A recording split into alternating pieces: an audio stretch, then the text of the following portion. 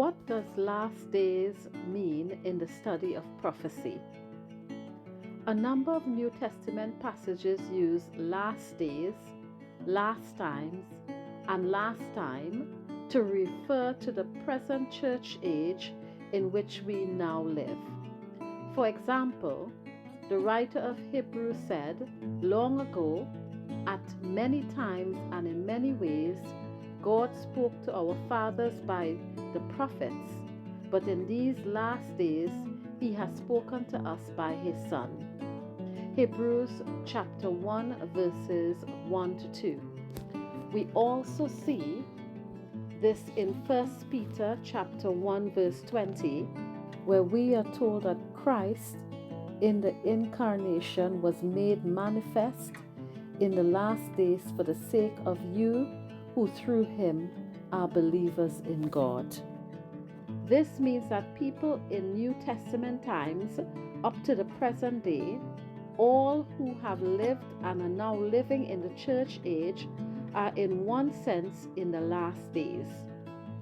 It is critical to recognize, however, the distinction between how last days is used in the New Testament in reference to the church age and how the term is used in Old Testament prophecies in reference to Israel.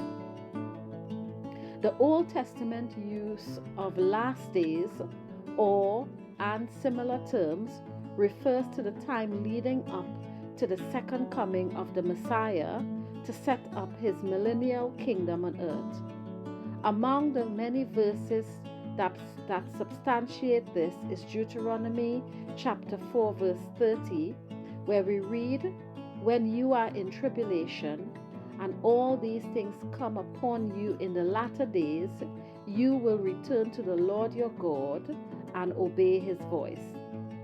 Contextually, this verse equates the future tribulation with the latter days.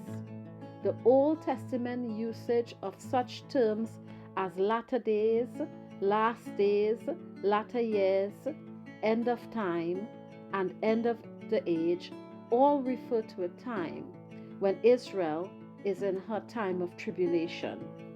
Deuteronomy chapter 4 verse 30 will find its ultimate fulfillment in the final restoration of Israel, which will take place at the second coming of Jesus Christ.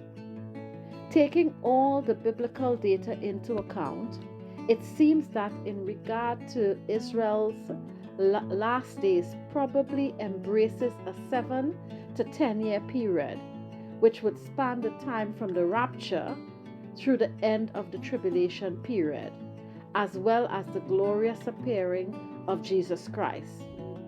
The reason it could be up to 10 years is that there could be a few years between the rapture.